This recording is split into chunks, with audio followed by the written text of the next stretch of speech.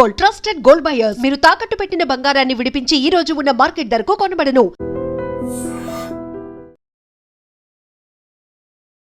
నమస్తే, నేను Kavitha. Welcome to I dream news and నిజాలు.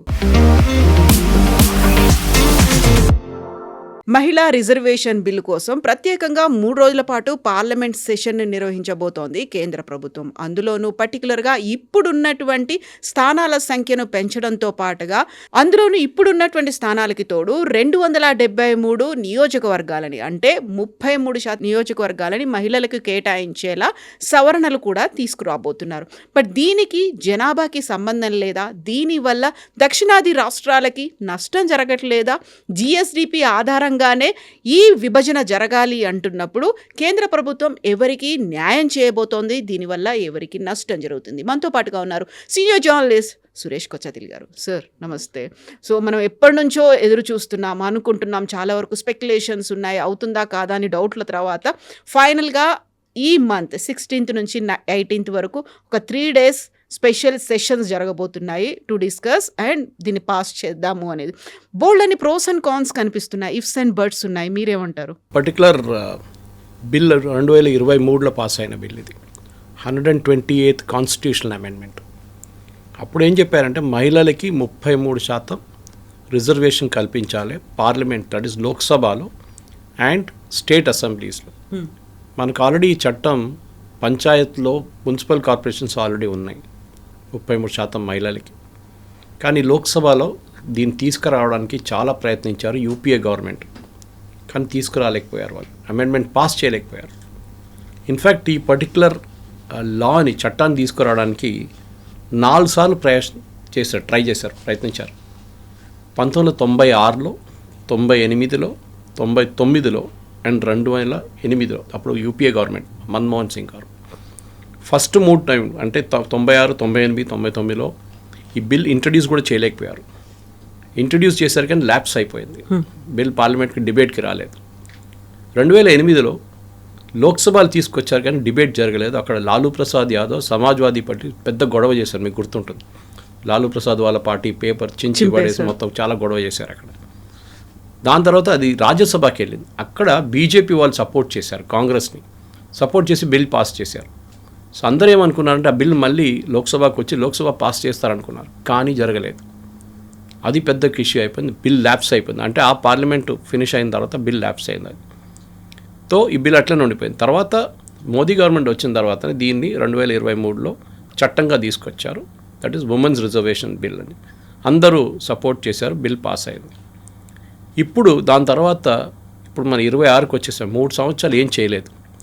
అందరు తప్పు ఉంది దాంట్లో. ఎందుకంటే దీంట్లో ఒక చాలా మటుకు సీట్లు పెంచాల్సి వస్తుంది. బేసిక్లీ మీరు చెప్పినట్లనే 543 సీట్స్ నుంచి 816 సీట్స్కి పెంచాలి. That is increase of 237 seats. ఇది ఒక చాలా పెద్ద ఒక స్టిక్కింగ్ ఫ్యాక్టర్ అయిపోయింది. ఎట్లా పెంచుతాం ఈ సీట్లు అని చెప్పేసి. సో అక్కడే మోదీ గవర్నమెంట్కి ఆల్మోస్ట్ 3 సంవత్సరాలు పట్టింది. ఇదే సిట్యుయేషన్ మనం సిఏఏలో చూసాం. సిటిజన్షిప్ అమెండ్మెంట్ యాక్ట్ తీసుకొచ్చిన తర్వాత 5 సంవత్సరాలు పట్టింది దీనికి చట్టాలు చేయడానికి, అంటే రూల్స్ ఫ్రేమ్ చేయడానికి. అది కూడా ఎక్స్ప్లెయిన్ చేయలేకపోయారు ఎందుకు ఇంత డిలే అని. ఇప్పుడు తెలుస్తుంది మనకి ఈ బిల్ ఎందుకు డిలే చేశారండి. ఒకటి, సెన్సస్ జరగాలి ఉండే 2020లో, కానీ కోవిడ్ వచ్చింది, అప్పుడు సెన్సస్ జరగలేదు. So the most assumption was 2022లో జరగవచ్చు అని అనుకున్నారు, కానీ అది కూడా కాలేదు. ఇప్పుడు మొదలైంది సెన్సస్, జస్ట్ స్టార్టెడ్. అది మినిమం ఒక 2 సంవత్సరాలు పడుతుంది. దాని తర్వాత డేటా కంపైల్ చేయాల్సి వస్తుంది. అది కూడా దీంట్లో క్యాస్ట్ సర్వే కూడా ఉంది ఒకటి, అది కూడా ఉంది. సో ఈ 2029 ఎలక్షన్కి దీనికి ఈ చట్టం మనం అమలు చేయాలని తెలిసిపోయింది మోదీ గవర్నమెంట్కి. అప్పుడు ఏం చేయాలి? అక్కడ ఒక క్వశ్చన్ వచ్చింది, ఏం చేయాలని. ఆ ప్రశ్నకే మోదీ గవర్నమెంట్ ఒక చిన్న ట్విస్ట్ తీసుకొచ్చారు దీంట్లో. 3 రోజుల్లో సమావేశం పిలిచినప్పుడు చాలామంది అన్నారు ఎలక్షన్స్ నడుస్తుంది, వెస్ట్ బెంగాల్ ఇంకా ఓటింగ్ కాలేదు, ఇట్లాంటి పరిస్థితుల్లో మీరు ఎట్లా దీని పార్లమెంట్ సెషన్ ఎట్లా పిలుస్తారంటే, సారీ సెషన్ ఉంది, ఎవరు రావాలంటే వాళ్ళు రావచ్చు అని చెప్పారు. ఈ పర్టికులర్ సిట్యువేషన్లో ఇప్పుడున్న దాంట్లో 2/3 మెజారిటీ కావాల్సి వస్తుంది గవర్నమెంట్కి ఈ మార్పులు తీసుకురావడానికి. ఏంటో మార్పులు నేను ఎక్స్ప్లెయిన్ చేస్తాను మీకు. ఒకటి, సీట్లు పెంచాలి. సో 543 నుంచి పెంచాల్సి వస్తుంది. సో ఈ పెంచినప్పుడు 237 సీట్లు పెంచినప్పుడు మీరు ఎట్లా చేస్తారు దాన్ని? ఉన్న ఎగ్జిస్టింగ్ కాన్స్టిట్యున్సీస్ని స్ప్లిట్ చేయాల్సి వస్తుంది. ఇది యూజువల్లీ ఈ పని చేసేది డీలిమిటేషన్ కమిషన్. ఆల్రెడీ ప్రపోజల్ ఉంది డీలిమిటేషన్ కమిషన్ దగ్గర. ఎందుకంటే మన దగ్గర ఉన్న ఈ 543 లోక్సభ స్థానాలు 1971 సెన్సస్ మీద తీసుకున్నారు. ఇప్పుడు మనం 2026లో ఉన్నాం. ఎన్నో సెన్సస్ జరిగింది. 2011 వాజ్ ద లాస్ట్ వన్. దాని మీద కూడా మార్పులు తీసుకురాలేదు. ఫర్ ఎగ్జాంపుల్ మీరు ఉత్తరప్రదేశ్ తీసుకోండి, లేకుంటే మనం మొత్తం రాష్ట్రమే తీసుకుందాం. మన 1971 సెన్సస్లో మన పాపులేషన్ వాజ్ అరౌండ్ 54 కోట్లు, ఇప్పుడు 140 కోట్లు. కానీ మన లోక్సభ స్థానాలు అంట్లోనే ఉండిపోయింది. సో నేను ఒక ఎగ్జాంపుల్ ఇస్తాను. కాన్స్టిట్యున్సీ లైక్ మా కాన్స్టిట్యున్సీ మల్కాజిగిరి, ఒక టైంలో పాపులేషన్ తక్కువ ఉండే, మేబీ 15-20 లక్షలు ఉండొచ్చు ఆ టైంలో. ఇప్పుడు మల్కాజిగిరి 38 లక్షల మంది ఉన్నారు. ఇప్పుడు 40 ఉంటుంది, 40 లక్షలే ఉంటుంది. ఈజీగా దాన్ని 3 కాన్స్టిట్యున్సీగా స్ప్లిట్ చేయొచ్చు, మినిమం 2. అది చేయలేదు. దాన్ని ఎందుకు చేయలేదు అది మనం ఎక్స్ప్లెయిన్ చేయలేం. కానీ ఒకటి డీలిమిటేషన్ జరగలేదు, రెండవది సెన్సస్ జరగలేదు. ఇప్పుడు గవర్నమెంట్ సెన్సస్ పెట్టారు. దాని తర్వాత 2029 ఎప్పుడైనా ఈ సెన్సస్ అయిపోయిన తర్వాత డీలిమిటేషన్ కమిషన్ నోటిఫై చేస్తారు. సుప్రీంకోర్టు జడ్జెస్ ఉంటారు, రిటైర్డ్ ఎలక్షన్ కమిషనర్స్ ఉంటారు, ఎక్స్పర్ట్స్ ఉంటారు. వాళ్ళు ప్రతి కాన్స్టిట్యున్సీ పాపులేషన్ చూస్తారు. చూసి దాన్ని బట్టి ఎన్ని లోక్సభ స్థానాలు వీళ్ళకి ఇవ్వాలని డిసైడ్ చేస్తారన్నమాట. అక్కడే రేవంత్ రెడ్డి గారి స్టేట్మెంట్ నిన్న చూసుంటారు మీరు. ఓకే, జిఎస్డిపి మీద మా పాపులేషన్ తగ్గిపోయిన సదర్న్ స్టేట్స్లో మా సీట్లు తగ్గిపోతాయని. I think that is a misnomer. ఒకటి, అమిత్ షా గారు చాలా క్లియర్గా దీన్ని అష్యూరెన్స్ ఇచ్చారు. ఎందుకంటే ఈ సెన్సస్ నడిపేది was done by the ministry of home affairs. Delimitation కూడా అక్కడి నుంచి వస్తుంది. సో చాలా మటుకు క్లారిటీ ఏమి ఇచ్చారంటే సదర్న్ స్టేట్స్కి సీట్లు తగ్గవు, కానీ with in the state problem రాబోతుంది మనకి. ఫర్ ఎగ్జాంపుల్, హైదరాబాద్ చుట్టుపక్కల ఉన్న ఏరియాలో మినిమం ఒక 25 నుంచి 30 అసెంబ్లీ సెగ్మెంట్స్ యాడ్ అవుతుంది. అవును. సో సిద్దిపేటలో కూర్చున్న వాళ్ళు, కరీంనగర్లో కూర్చున్న వాళ్ళు ఏమంటారు, మీరు మా వైపు చూడరు, మీరు మాకు ఒక 2-3 సీట్లు పెరుగుతుంది ఇక్కడ. అక్కడ 25-30 పెరుగుతుంది. ఆల్రెడీ 20 ఉంది, 20-25 ఉంది, 40 సీట్లు ఉన్న అసెంబ్లీలో 1/3 అక్కడ పోతే మమ్మల్ని ఎవరు పట్టించుకుంటారు ఇక్కడ? అదొక ప్రాబ్లం రాబోతుంది. కానీ అది అర్బన్ కాంగ్లామరేషన్ అట్లనే ఉంది అనమాట. ఏం చేయలేం. మైగ్రేషన్ చాలా మటుకు సిటీ వైపు జరిగింది. సిటీ కూడా ఎక్స్పాండ్ అయింది. రేవంత్ రెడ్డి గారు ముందు ఓఆర్ఆర్ మొత్తం చుట్టూ తీసుకుందాం అన్నారు, అది డ్రాప్ చేశారు. కానీ ఇప్పుడు కూడా దాన్ని 3 మున్సిపల్ కార్పొరేషన్గా స్ప్లిట్ చేశారు. కానీ హైదరాబాద్ టుడే 1 కోటి మంది ఉన్నారు హైదరాబాద్లో. ఒక టైంలో 30-40 లక్షలు ఉన్నది, ఇప్పుడు 1 కోటి మంది ఉన్నారు. సో న్యాచురల్లీ పాపులేషన్ పెరిగింది. సో 4 కోట్ల ఉన్న పాపులేషన్లో 1/4 హైదరాబాద్లో ఉంటే సీట్లు కూడా 1/4 ఉంటుంది. That is with assembly. లోక్సభకు వచ్చేటప్పుడు నేను చెప్పాను చూడండి, ఇప్పుడు రేవంత్ రెడ్డి గారి కంప్లైంట్ని ఈజీగా ట్యాకిల్ చేయొచ్చు. దాని మెథడాలజీ కూడా ఎక్స్ప్లెయిన్ చేశారు దీనికన్నా ముందు అమిత్ షా గారు ఒకసారి. కానీ అందరూ మర్చిపోయారు. ఒక 2-3 సంవత్సరాల ముందు ఎక్స్ప్లెయిన్ చేశారు. ఏం జరగబోతుందంటే, ఒక లోక్సభ కాన్స్టిట్యున్సీకి ఇంతమంది ఓటర్స్ ఉండాలని ఉంటుంది, మ్యాక్సిమం మినిమం. ఇప్పుడు మల్కాజిగిరి చెప్పాను 38 లక్షలు. మీకు లద్దాఖ్ లోక్సభ కాన్స్టిట్యున్సీ పాపులేషన్ తెలుసా మీకు? 1.4 lakhs. అసెంబ్లీ సెగ్మెంట్ కంటే తక్కువ. మన దగ్గర జిహెచ్ఎంసీ వార్డులో ఉంటుంది, అంతకన్నా ఎక్కువ ఉంటారు. ఎందుకంటే పాపులేషన్ తక్కువ. It's huge area. అక్కడ పాపులేషన్ చాలా తక్కువ. ఒకవైపు కార్గిల్ వైపు షియా ముస్లిమ్స్ ఉంటారు, ఇక్కడ బుద్ధిస్ట్ ఉంటారు ఇటువైపు లద్దాఖ్ వైపు. ఇది పరిస్థితి. కానీ మీరు దాన్ని డ్రాప్ చేస్తారా? లోక్సభ కాన్స్టిట్యున్సీ ఇవ్వమని చెప్తారు? కాదు. Same Nagaland, same with Manipur, Mizoram, ఇట్లాంటి చిన్న చిన్న రాష్ట్రాలకి ఈ ప్రాబ్లం వస్తుంది. Even Pondicherry, Puducherry. So you have to ignore some times. అట్లాంటి కాన్స్టిట్యున్సీని మీరు ఇగ్నోర్ చేసేసి వాళ్ళని స్ప్లిట్ చేయలేము మనం. అది అట్లనే ఉంచుకుంటాం 1 సీట్. ఇప్పుడు కూడా లే లదాఖ్లో ఒక డిమాండ్ ఉంది. నేను అక్కడ 2024లో వెళ్ళినప్పుడు చూశాను. వాళ్ళ ఎంపీస్తో మాట్లాడాను, వాళ్ళ లోకల్ కౌన్సిలర్స్తో మాట్లాడాను. వాళ్ళు ఏమంటారు, మాకు కార్గిల్ సపరేట్, మేము సపరేట్, మీరు అక్కడ కానీ వాళ్ళకి ఇప్పుడు అసెంబ్లీ లేదు అక్కడ. It is now under the union territory. So they cannot split. Lok Sabha కూడా మీరు స్ప్లిట్ చేయలేరు. సో ఇక్కడ ఏం జరుగుతుంది, ఇప్పుడు యూపీ తీసుకున్నప్పుడు ఏం చేస్తారంటే, యూపీకి ఫర్ ఎగ్జాంపుల్, నేను ఎగ్జాక్ట్ నెంబర్ కానీ తెలియదు, కానీ ఫర్ ఎగ్జాంపుల్ ఒక కాన్స్టిట్యున్సీలో 25 లక్షల మంది ఓటర్స్ ఉన్నారు.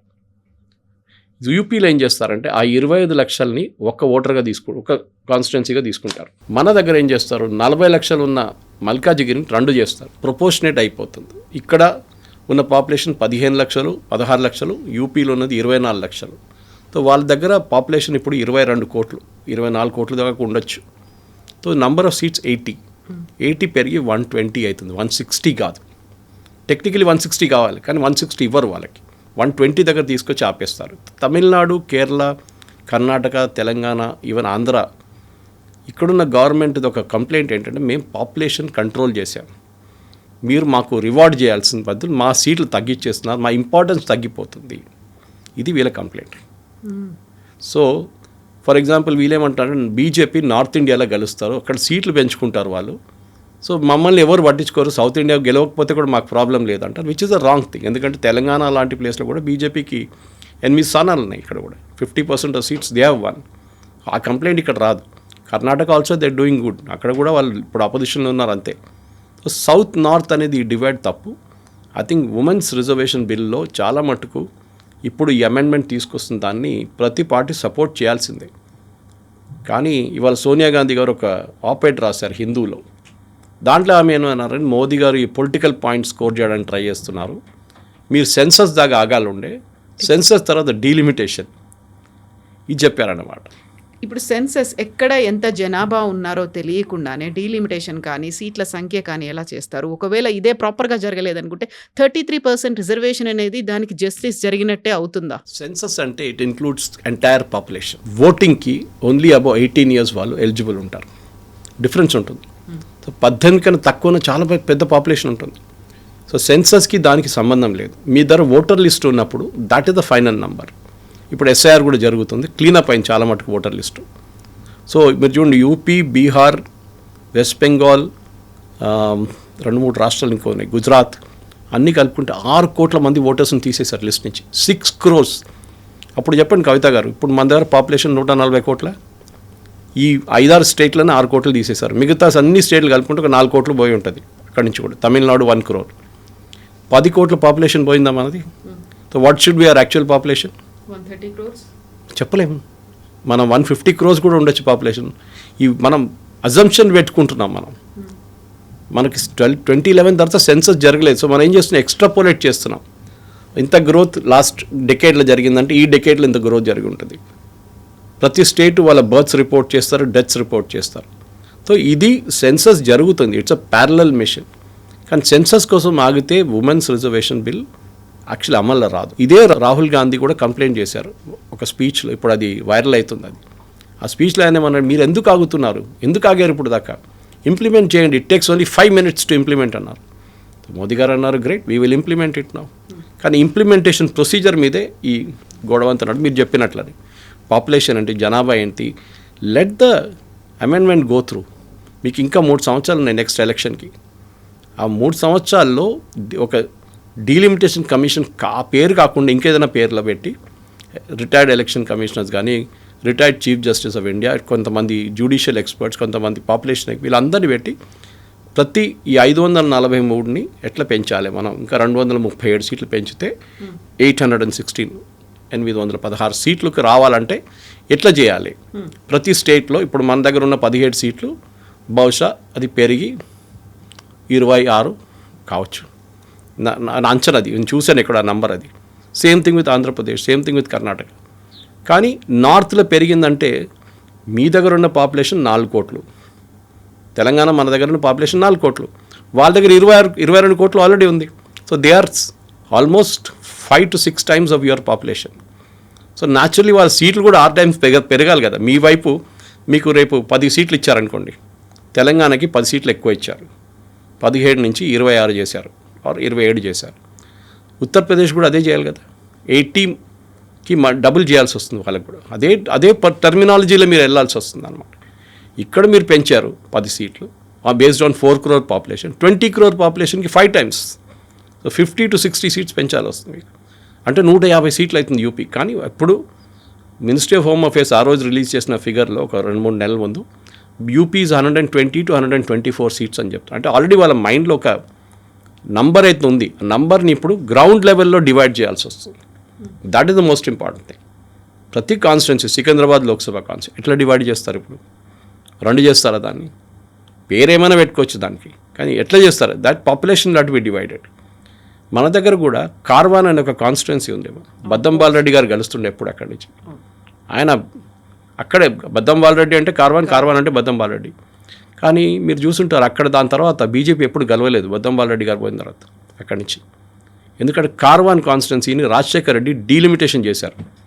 It was a illegal thing actually చేశారు. కానీ డీలిమిటేషన్ కమిషన్ ఉందంటే ఉంది, కానీ ఆ కాన్స్టిట్యున్సీలో ఏం చేశారంటే చాలా మట్టుకు ఒక పర్టికులర్ పాపులేషన్ వాళ్ళని తీసుకొచ్చి కలిపారు. దాంతో అక్కడ డెమోగ్రఫిక్స్ మారిపోయింది. సడన్గా బద్దంపాల్ రెడ్డి గారు అక్కడి నుంచి గెలవలేదు.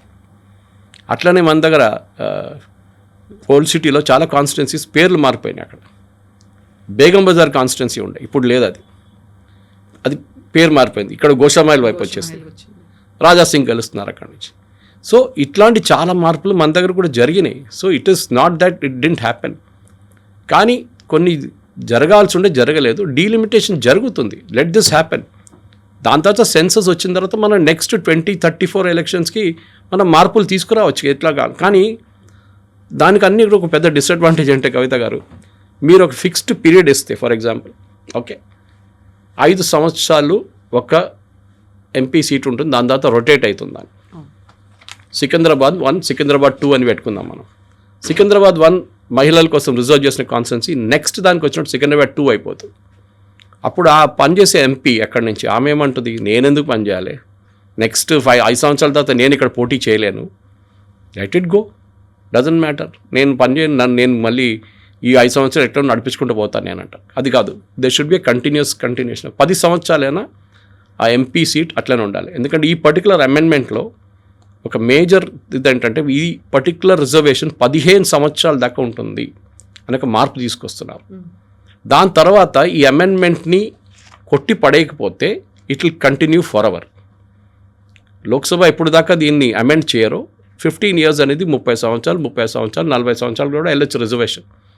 కానీ మార్పు డెఫినెట్గా జరుగుతుంది. ఇప్పుడు మన దగ్గర ఉన్న ప్రజెంట్ లోక్సభ అని చెప్పాను చూడండి, మన దగ్గర ఉన్న ప్రజెంట్ లోక్సభలో మహిళల సంఖ్య 15%. In the 17th Lok Sabha which is the present Lok Sabha only 15%. అసెంబ్లీలో ఇంకా దారుణం 9%. ఈ ప్రాబ్లం ఇక్కడ వస్తున్నప్పుడు మీరు జిహెచ్ఎంసీ తీసుకోండి, దీంట్లో చాలామంది మహిళలు 33% కింద పోటీ చేసి గెలిచారు. కానీ ఎవరు నడిపిస్తున్నారు బిజినెస్? వాళ్ళ భర్తలు, వాళ్ళ అన్నలు, వాళ్ళ తమ్ముళ్ళు నడిపిస్తున్నారు.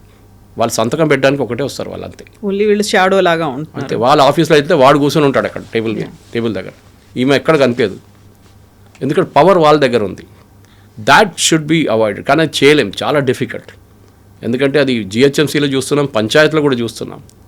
వీళ్ళంతా అబ్సెంట్ టీవీలు, ఓన్లీ నామకే వాస్తే పోటీ చేస్తారు, గెలుస్తారు. కానీ పవర్ వాళ్ళ హస్బెండ్ చేతిలో, ఎందుకంటే వాళ్ళ చేతి నుంచి పోయిన పవర్ ఇది.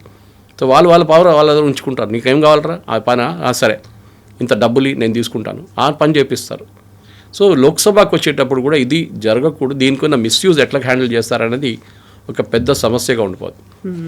సో ఇప్పుడు ప్రజాస్వామ్యాన్ని స్ట్రెంగ్తెన్ చేయడానికి ఒక చారిత్రాత్మకమైనటువంటి అవసరంగా ఒక ముందడుగుగా చెప్తున్నప్పటికి కూడా అంత హరీబరీగా చేయాల్సినటువంటి అవసరం ఏముంది? ఇప్పుడైతే ఎలక్షన్స్ లేవు, ఇంకో 3 ఏళ్ల పాటు ఉంటాయి. అండ్ ఈ సెన్సస్ కావచ్చు, ఇవన్నీ కూడా టైం పడుతుంది. అవన్నీ తీసుకొని ఆ ప్రాపర్గా చేయాల్సింది కాకుండా ఇప్పటికిప్పుడు స్పెషల్ సెషన్ పెట్టేసి చేయాలి, ఎందుకంత అవసరం ఉంది? ఇది మోదీ గారి దగ్గర అడగాలి ప్రశ్న. ఎందుకంటే ఆయనకి సడన్గా బ్రెయిన్ వేవ్ ఎట్లా వచ్చిందో తెలియదు. ఎప్పుడైనా మోదీ గారు రాత్రి 8 గంటలకు మాట్లాడుతున్నారనేది అనౌన్స్మెంట్ వస్తే నాకు టెన్షన్ అయిపోతుంది. ఎగ్జాక్ట్గా అలా మాట్లాడారనుక దాని వెనకాల ఇంకేదో ఉంది అనేది భావిస్తూ ఉంటారు కదా. బహుశా ఆయనకు అర్థమైపోయింది ఉంటుంది, ఒక మాఫియా లోక్సభని కంట్రోల్ చేస్తున్నారు. 4 సార్లు గెలిచిన సార్లు, 5 సార్లు గెలిచిన అంటున్నారు. అట్లాంటి వాళ్ళు మారట్లేదు. వాళ్ళ పవర్ అబ్సల్యూట్ అయిపోయింది. ఇప్పుడు తెలంగాణ తీసుకోండి, బండి సంజయ్ కరీంనగర్, కిషన్ రెడ్డి సికింద్రాబాద్, నెక్స్ట్ కిషన్ రెడ్డి పోటీ చేస్తారు, నెక్స్ట్ బండి. నేను I'm not talking party wise, even Congress వైపు. అది మాఫియా కాదు, కాంగ్రెస్ లేదు, it is they are controlling. అంటే అది వాళ్ళ అక్కడి నుంచి మారరు. మీరు రేపు రిజర్వేషన్ పెట్టారనుకోండి, and that to rotation reservation, వాళ్ళు భయపడతారు. ఇప్పుడు వాళ్ళ కాన్స్టిట్యున్సీ ఉండదు రేపు. నెక్స్ట్ అది ఉమెన్ అయిపోతే వాళ్ళు అక్కడి నుంచి ఇంకేదో కాన్స్టిట్యున్సీ చూసుకోవాల్సి వస్తుంది వాళ్ళకి. సో వాళ్ళ వైపు నుంచి కూడా ఒక ఏం చెప్తారు, ఒక రెస్ట్లెస్నెస్ వచ్చేస్తుంది వాళ్ళకి. సో మోదీ గారికి ఎక్స్పెరిమెంట్ ట్రై చేస్తున్నారు.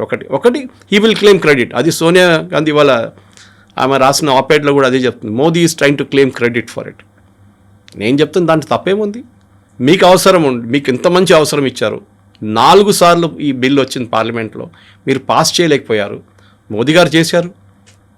ఇదే మీరు ఆర్గ్యూ చేస్తే ఆధార్ కార్డ్కి, just taking an example, Aadhaar card UID తీసుకొచ్చినప్పుడు దాన్ని కొట్టిపడేశారు సుప్రీంకోర్టు యూపీఏ హయాంలో, saying there is no legal sanctity to this. అది మోదీ గవర్నమెంట్ వచ్చినప్పుడు జరిగింది ఇది. ఎందుకంటే పార్లమెంట్ అప్రూవ్ చేయలేదు. అది పార్లమెంట్ అప్రూవ్ చేయకుండా మీరు ఆధార్ కార్డు ఇంట్రడ్యూస్ చేశారు. సో మోదీ గవర్నమెంట్ వచ్చిన తర్వాత ఏం చేశారు, దాన్ని మనీ బిల్గా పాస్ చేశారు. పాస్ చేసి దాన్ని అప్రూవల్ తీసుకున్నారు పార్లమెంట్, అయిపోయింది. దాన్ని it became a legal document. ఇది వీళ్ళు చేసే తప్పులు. కాంగ్రెస్ టైంలో చాలా మంచి ఆపర్చునిటీ ఉండే వాళ్ళకి, మహిళల దగ్గర నుంచి సర్టిఫికేట్ కొట్టడానికి, ఇది మేము మీకోసం చేస్తాం చూడండి అని చెప్పి. ఇది మోదీ గారు చేస్తున్నారు అంతే. That's only difference. ఆయన ఏం చూస్తున్నాడు కవిత గారు, ఇప్పుడు ఇండియన్ పాపులేషన్లో 50% ఆల్మోస్ట్ మహిళలు ఉన్నారు. మన బీహార్ ఎలక్షన్లో చూసాం మనం, మహిళలు వచ్చి చాలా ఓట్ చేశారు. Even Maharashtra election they are voting like crazy. Even Kerala ఎలక్షన్లో మన జరిగిన దాంట్లో మహిళలు పురుషుల కన్నా ఎక్కువ వచ్చి ఓటేస్తున్నారు. Usually it's other way around. 53-47 ఉంటుంది. ఇప్పుడు 53 ఇటువైపు వెళ్ళిపోయింది, 47 అటువైపు వెళ్ళిపోయింది. మైగ్రేషన్ ఉండొచ్చు, పాపులేషన్ వాళ్ళు ఎక్కడో పనిచేస్తున్నారు హస్బెండ్స్, అది కూడా ఉండొచ్చు, అన్ని కారణాలు ఉండొచ్చు. కానీ మోదీ గారికి ఇది తెలిసిపోయింది, మహిళల దగ్గరే పవర్ ఉందని. వాళ్ళ కోసం ఉన్న ఉజ్వల స్కీమ్ కానీ, వాళ్ళ కోసం ఉన్న బెనిఫిట్స్ కానీ, ముద్రా లోన్లో వాళ్ళకున్న కావాల్సిన బెనిఫిట్స్ ఇస్తూ ఇది చూస్తున్నారన్నమాట. సో డెఫినెట్గా దీన్ని ముందుకు తీసుకెళ్ళడానికి ఇప్పుడు మోదీ గారిది ప్లాన్ ఉండొచ్చని నా అంచనా. నాకు తెలియదు, what goes on in Modi's mind is absolutely impossible to guess అనమాట. ఆయన ఏదో ప్లాన్ వేసుకొని ఉంటారు దీనికోసం నేను చేస్తున్నాను. వచ్చే లోక్సభ ఎలక్షన్ మీరు ప్రెడిక్ట్ చేయలేరు ఏం జరగబోతుంది అనేది. 543లో మీరు ప్రెడిక్ట్ చేయొచ్చు, వీళ్ళు ఇక్కడ కలుస్తారు, వాళ్ళు అక్కడ కలుస్తారు, వీళ్ళు ఇక్కడ కలుస్తారని. కానీ ఇప్పుడు కొత్త కాన్స్టిట్యున్సీ స్ప్లిట్ అయిన తర్వాత అక్కడ ఉన్న ఎంపీ కూడా ప్రెడిక్ట్ చేయలేరు ఆయన గెలుస్తాడా లేదని చెప్పేసి. సో 816 కాన్స్టిట్యున్సీలు ఉన్నప్పుడు ద ఎంటైర్ 2029 లోక్సభ అనేది ఎలక్షన్ కంప్లీట్గా ఒక కొత్త గేమ్గా మారిపోతుంది. అది మోదీ గారి ప్లాన్ ఉండొచ్చు. సరికొత్త గేమ్ కావచ్చు, గేమ్ చేంజర్ కావచ్చు, ఇవన్నీ అనుకున్నప్పటికి కూడా మోదీ దీన్ని ప్రాపర్గా చేయట్లేదు, ఒక క్రెడిట్ కొట్టేయడానికి మాత్రమే అనే దాంతో పాటుగా బోల్డ్ అని ఇందులో క్లాస్ అనేవి కనిపిస్తున్నాయి. ఆ తర్వాత డౌట్ఫుల్ ఉంది, అనుమానాలు ఉన్నాయి. ఇప్పుడు మీరు చెప్పినట్టుగా ఎంత అక్కడ ఉన్నటువంటి ఒక మాఫియా లాగా అక్కడే ఉన్నటువంటి ఎంపీలు మారుతారు అనుకుంటే వాళ్ళు ఆల్రెడీ ప్రిపేర్ అయి ఉన్నారు. నా కోడలు వస్తుంది, లేకపోతే నా భార్య వస్తుంది, నా కూతురు వస్తుంది అనుకున్నప్పుడు దాన్ని ఎవరు చేంజ్ చేస్తారు? ఆ మైండ్ సెట్లు ఎలా మారితే నేను కాకపోతే నా ఫ్యామిలీయే ఉంటుంది అనుకుంటారు తప్ప ఇంకొకరికి మీరు వీళ్ళకి ఇవ్వండి అని చెప్పేంతగా రాలేదు కదా. మన దగ్గర కూడా అదే జరుగుతుంది. ఇప్పుడు కూడా చూడండి, ఒకరు లోక్సభకి వెళ్తే వాళ్ళ వైఫ్ వచ్చి అసెంబ్లీ పోటీ చేస్తున్నారు. అక్కడి నుంచి ఒక ఫ్యామిలీ ప్యాక్ లాగా ఉంటాయి. భర్త చనిపోయారు అనుకోండి, వైఫ్ని నామినేట్ చేస్తున్నారు యాజ్ ఎ కాంపెన్సేటరీ కోటా లాగా. అది మనం చాలా డిఫికల్ట్ కావాలి, ఎందుకంటే వీళ్ళ పవర్ వాళ్ళ దగ్గర కావాలి. ఆ చైర్కి పవర్ ఉంటుంది. ఆ చైర్ నుంచి మీరు బయట కూర్చున్నప్పుడు మీకు ఎవ్వరు పట్టించుకోరు మిమ్మల్ని. ఇప్పుడు వాళ్ళ వైఫ్ ఉన్నారనుకోండి, అభిమాన్ సినిమా లాగా అయిపోతుంది ఇది. Jaya Bachchan got more prominence then Amitabh Bachchan. Ego problem అయిపోతుంది. సో వీళ్ళ ఫ్యామిలీలోనే ఉంచుకుంటారు పవర్. అది ఈ కాన్స్టిట్యున్సీ మా ఫ్యామిలీ ఫీఫ్టమ్, అంటే ఇది మా ఫ్యామిలీ ప్రైవేట్ లిమిటెడ్ కంపెనీ. దాన్ని బ్రేక్ చేయాలంటే ఆ కాన్స్టిట్యున్సీ బ్రేక్ చేసేసేయండి అంతే. సో మీరు పోటీ చేయాలి, మీ కూతురుకి తీసుకురావచ్చు, ఎవరిని కానీ కాంగ్రెస్లో కూడా ఒక లాజిక్ తీసుకొచ్చారు కాంగ్రెస్ వాళ్ళు. అది పాటించారు చాలా మటుకు. ఇది 1 ఫ్యామిలీ 1 పోస్ట్. మీకు ఉంటే మీ నాన్నగారు పోటీ చేస్తే మీరు పోటీ చేయండి. ఎవరైనా మీరు ముగ్గురు పోటీ చేయాలంటే మీరు మీ ఫ్యామిలీలో ముగ్గురు ఉంటే దట్ ఈస్ నాట్ పాసిబుల్. అది పార్టీ వైపు నుంచి ఉంటుంది, వాళ్ళ లాజిక్ ఉంటుంది. I'm all for it. In fact అది లీగల్గా చేయలేరు. అది మనం that you can only contest 1 family member can contest. అది పార్టీ వాళ్ళు చేయాల్సింది. ఎందుకంటే ఇది ఇప్పుడు పక్కన పెడదు ఇదంతా. కొన్ని స్టేట్స్, ఫర్ ఎగ్జాంపుల్ బంగ్లాదేశ్, అక్కడ పార్టీలు కాకుండా గవర్నమెంట్ చేశారు reservation. Finland and Sweden, Germany, France అక్కడ ఏం చేశారంటే అక్కడ చట్టం ఏం చేశారు, విత్ ఇన్ పార్టీ మీరు రిజర్వేషన్ ఇవ్వాల్సి వస్తుంది. ఇప్పుడు మనం అనుకుందాం, ఇప్పుడు 543 స్థానాలు ఉన్నాయి, లోక్సభ సీట్స్ ఉన్నాయి. నా ఒక చట్టం తీసుకొచ్చేసేయండి, దీంట్లో 33% మీరు ఉమెన్ రిజర్వేషన్, మీ వైపు నుంచి టికెట్ ఇచ్చేటప్పుడు 33% మహిళలకి టికెట్లు ఇవ్వాలి. పార్టీల పరంగా ఒక డెసిషన్ తీసుకోవాలి, డిసిషన్ చేయాల్సిందే వాళ్ళు. They have no choice. ఏం చేస్తారు వాళ్ళు ఓడిపోయే స్థానాలు, ఎక్కడెక్కడ ఓడిపోతాను 100% తెలిసిన స్థానాల్లో మహిళల్ని పెడతారు. పురుషుల్ని రెగ్యులర్గా ఉన్న గెలవబోతున్న కాన్స్టిట్యున్సీలో పెడతారు. So the entire bill gets defeated. So దాని బదులు బ్రింగ్ సపరేట్ 33% అండ్ ఈ కాన్స్టిట్యున్సీని స్ప్లిట్ చేయండి. సో ఒక కంఫర్ట్ ఫ్యాక్టర్ అనేది పోతుంది ఎగ్జిస్టింగ్ ఎంపీస్కి. దట్ మేము ఇట్ ఇస్ టోటలీ కన్ఫ్యూజింగ్. మీరు చెప్పింది కరెక్టే. ఫర్ ఎగ్జాంపుల్ ఇంకొక ప్రాబ్లం ఉంది, quota within sub quota. ఇప్పుడు SC, ST, BCలకు ఈ మహిళా రిజర్వేషన్లో మళ్ళీ మీరు రిజర్వేషన్ కల్పిస్తారా? అక్కడ వాళ్ళకి దెబ్బ పడుతుంది, అక్కడ ఇచ్చినటువంటి ఎందుకంటే రిజర్వేషన్ మీరు ఆల్రెడీ అక్కడ ఇచ్చారు. That is the problem. మీరు ఆల్రెడీ జనరల్ కేటగిరీలో 543 స్థానాల్లో ఎస్సీ, ఎస్టీ, ఓబీసీకి రిజర్వేషన్ ఇచ్చారు. అది మహిళలు ఉండొచ్చు, పురుషులు ఉండొచ్చు. కానీ మళ్ళీ మీరు ఇక్కడ పెడితే కోటా వితనే కోటా అని చెప్పి మళ్ళీ ఎవడో సుప్రీంకోర్టుకి వెళ్తారు. That is going to be legal challenge ఒకటి. కానీ బహుశా జరగదు. కానీ దీన్ని సపోర్ట్ కావాలంటే కాంగ్రెస్ సపోర్ట్ లేకుండా ఈ బిల్ పాస్ చేయలేము. Or they should walkout of the Lok Sabha. అది జరగవచ్చు బహుశా. ఎందుకంటే the rule is 2/3 of the members present and voting. అందరు 540 మంది రావాలని లెక్కర్లేదు. యూ కెన్ ఈవెన్ 300 మంది ఉంటే 300 మందిలో 2/3 ఓట్ చేయాల్సి వస్తుంది. ఇంట్రెస్టింగ్గా ఉంటుంది. ఐ థింక్ ఇండియన్ పార్లమెంట్ హిస్టరీలో బహుశా నెక్స్ట్ 16, 17, 18 అనేది ఒక వన్డే క్రికెట్ కన్నా ఎక్కువ, ఒక ఐపీఎల్ కన్నా ఎక్కువ ఇంట్రెస్ట్ చూపించబోతే డిబేట్లు ఉండబోతుంది అనుకుంటాను. బాగా పర్ఫామ్ చేస్తే, అంటే డిసిప్లిన్గా నడిపిస్తే it should be a real. ఎందుకంటే ఆ ఓటింగ్ జరిగేదాకా ఏం జరుగుతుందని చెప్పలేము. ఎట్లాంటి గేమ్ ఆడుతాం. మోదీ గారు ఆల్రెడీ అప్పీల్ చేశారు, అందరు కలిసి ఓట్ చేయాలి. ఈ బిల్ కాంగ్రెస్ వాళ్ళు తీసుకొచ్చింది ఒరిజినల్లీ. వాళ్ళు దీన్ని చట్టంగా మార్చుకోలేకపోయారు. But we're asking for this support. Communist వాళ్ళు వ్యతిరేకం కానీ వాళ్ళకి ఎక్కువ సీట్లు కూడా లేవులే. So major seats are with Mamata Banerjee, Stalin and Congress. వీళ్ళు ముగ్గురు దగ్గరే మేజర్ సీట్స్ ఉన్నాయి. అండ్ ఆఫ్కోర్స్ సమాజ్వాదీ పార్టీ వాళ్ళు ఓటేయరు. సమాజ్వాదీ పార్టీ అండ్ లాలూ ప్రసాద్ వాళ్ళే దీన్ని ఎప్పటి నుంచో వ్యతిరేకించుకుంటూ వస్తున్నారు. మీరు చెప్పారు చూడండి, సమాజ్వాదీ పార్టీ అఖిలేష్ ఇక్కడ గెలిస్తే వాళ్ళ వైఫ్ డింపుల్కి టికెట్ ఇచ్చేస్తారు. ఓకే, ములాయం సింగ్ చనిపోయిన సీట్లో డింపుల్ పోటీ చేసి గెలిచింది. సో ఆ ఫ్యామిలీలో ఉండిపోతుంది, ప్రైవేట్ లిమిటెడ్ కంపెనీ లాగా. సో డెఫినెట్గా there is going to be major change జరగబోతుంది. విదేశాల్లో జరిగిన మట్టుకు మన దగ్గర జరగాలని లేదు. కానీ మన దగ్గర కూడా మహిళలు చదువుకున్నారు, వాళ్ళు ఎన్నో ఉద్యోగాలు చేస్తున్నారు, వాళ్ళు coming up in every walk of life. వాళ్ళు పార్లమెంట్లో ఎందుకు ఉండరు, అది మేజర్. ఎగ్జాక్ట్లీ. ఒక పాజిటివ్ నోట్గా కనుక తీసుకున్నట్టయితే దీన్ని 273 స్థానాలు 273లో బాగా చదువుకున్న వాళ్ళు, ఎవరికైతే ఇంట్రెస్ట్ ఉందో ఫ్యామిలీ పాలిటిక్స్, డైనాసిటీ పాలిటిక్స్ కాకుండా ఇండివిజువల్గా కావాలి అనుకుంటే, పాలిటిక్స్లోకి రావాలనుకుంటే this is the right choice. మొన్న ఒక డిబేట్ జరిగింది సండే రోజు ఇక్కడ ఒక హోటల్లో. దీని సబ్జెక్ట్ క్వశ్చన్ దాంట్లో వచ్చింది. Debate was on different subject. నేను జేపీ సార్ అందరు ఉన్నాం. ఒక ఆడియన్స్లో ఒక మెంబర్ అడిగారు క్వశ్చన్, సార్ ఇది ఒక పల్లెటూరు నుంచి ఒక ఆమె పోటీ చేయడానికి వచ్చినప్పుడు ఒక సిటీలో చదువుకున్న అమ్మాయితో పోటీ చేస్తే ఎవరు గెలుస్తారు సార్ అని అడిగారు. It's a good question. కానీ ఒకటి మాట మీరు అడగట్లేదు. ఒక లోక్సభకి ఇప్పుడు పోటీ చేయాల్సి ఉంటే మీరు ఒక 50 నుంచి 100 కోట్లు ఖర్చు పెట్టాలి. నో, అది సిటీలో వచ్చిన మహిళను, అదో పేద రీజన్ నుంచి వచ్చిన మహిళను, it doesn't make a difference. Backward area నుంచి వచ్చిన వాళ్ళు, లేకుంటే విలేజెస్ నుంచి వచ్చిన సిటీ బ్రెడ్ మహిళలకు work doesn't make a difference. అక్కడే ఈ పొలిటికల్ ఫ్యామిలీ క్వశ్చన్ వస్తుంది. 100 కోట్లు ఎవరు ఖర్చు పెట్టారు, వాళ్ళు గెలుస్తారు, వాళ్ళు డబ్బులు పెడతారు, వాళ్ళు ప్రతి ఓటర్కి 3,000 రూపాయలు 4,000 రూపాయలు ఇచ్చి ఓటు వేయించుకుంటారు. So we have to defeat that system. ఆ సిస్టమ్ డిఫీట్ చేయాలంటే ఒకటి, ది యూజువల్ మన ఒక థాట్ ప్రాసెస్ ఏంటంటే మహిళలు అంత కరప్ట్ కాదు, they don't indulge in corruption. మెన్కి అది ఆటోమేటిక్లీ వస్తుందని మన దగ్గర ఒక, but we have been proven wrong. మనం చూస్తున్నాం చాలా మటుకు ఏసీబీ రేడ్లో కొంతమంది మహిళలు కూడా పట్టుబడ్డారు. So it's nothing like that. And మీరు చెప్పినట్ల ఈ మహిళల కోసం వీళ్ళు బెనామీగా యాక్ట్ చేస్తారు, వాళ్ళ హస్బెండ్ కానీ వాళ్ళ బ్రదర్స్ కానీ, అది ఇంకా ప్రాబ్లం అవుతుంది. మన దగ్గర కూడా చూస్తాం చాలా మటుకు ఇదే జరుగుతుంది. So we have to find a via media. దీనికి అన్నీ ఆపిన తర్వాత మనం తాజ్మహల్ కడదామంటే కాదు. లెట్ అస్ స్టార్ట్, ఫౌండేషన్ వేద్దాం, ముందు చూద్దాం ఏం జరుగుతుందో. దాన్ని బట్టి improvements as it goes along. ఏదైనా తప్పులు అనిపించింది అనుకోండి 2029 ఎలక్షన్ ఏదో it didn't work out the way it should be, మీరు అమెండ్ చేసుకోండి దాని తర్వాత. సో దట్ 2034 ఎలక్షన్లో పర్ఫెక్ట్గా అయిపోతుంది అది. కానీ ఎక్కడో అది మొదలు పెట్టాల్సింది. ఎప్పటి నుంచో మాట్లాడుకుంటూ వచ్చాం. 1996, వీఆర్ ఇన్ 2026 నా. ఆలోచించండి, ఇన్ని సంవత్సరాలు మనం దాని కూడా ఏం చేయకుండా దాన్ని బట్టి కూర్చున్నామంటే it is sheer waste. 30 years we're wasted. Let us make it a reality. మహిళలకి ఈ దేశంలో వాళ్ళకి కావాల్సిన స్థానం వాళ్ళకి ఇవ్వాల్సిందే. Because every other sector they are progressing and let them progress in politics also. Lok Sabha చూడడానికి కూడా బాగుంటుంది.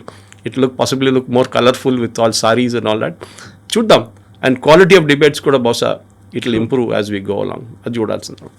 Yes sir, thank you so much. Thank you very much. Thank you.